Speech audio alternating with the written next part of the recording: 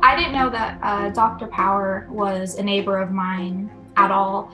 I didn't know that anyone from FSW lived near us. No, we never met. I didn't even know that we had students living in our complex. It happened within minutes, the flood. We lived right off the water on my side. So during the first part, that's whenever the water started pouring in, and it was really fast. I actually, right before the hurricane, is whenever I first met her husband. My husband Chris had posted on Facebook that if anybody needed help, to call him.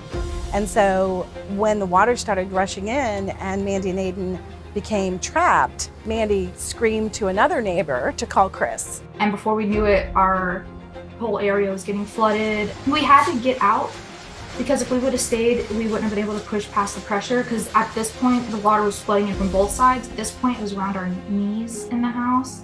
But we had to go because we knew the storm surge was coming in. Whenever that part came in, it was going to be bad. That night, they were forecasting something like 18 feet. So it had to happen quickly. That was really clear. So there was no way I was going to let him go alone. Whenever we first went outside, I had my dog. He was having the time of his life. It was swimming, acting like all this wasn't happening. Outside, the water was at our waists at this point, and it was chaotic. There was wind blowing so fast around us. There was metal pieces flying. The water was so bad, and it was just flooding in like a river. No one could hear anything. No one could hear anything. We were all trying to yell and talk to each other. No one could hear each other. The water was, I believe, up to here. I was yelling to Aiden. I said, just call Chris. And he could barely hear me, so I was just screaming, call Chris. Once we got there, it was very clear that we had to get in and out as quickly as possible, because there was no way to know how high that surge was going to get. We saw Dr. Power and her husband walking through the main road towards us, because they had to leave their car to come get us. We couldn't get through. And you just see these two people come through, and she's powering through like it's nothing.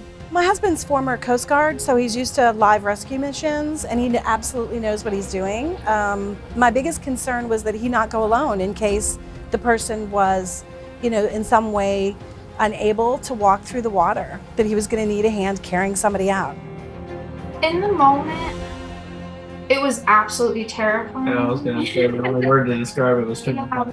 It was really scary. I think I was more scared driving up and seeing what it looked like than I was once I got there. My parents were scared too. They'd never been through this. No one was. No one ever been through this. My dog was the only one who had a good time. There was no relief until we got in the car because the current was very, very, very strong and very scary. I have no idea how we made it through that water. It was so hard to walk.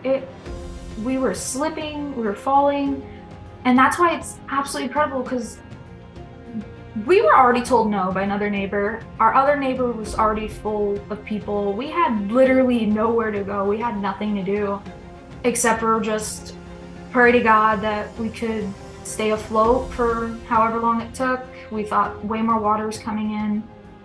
And within 20 minutes of them hearing about our problem, they were coming through in their raincoats for us.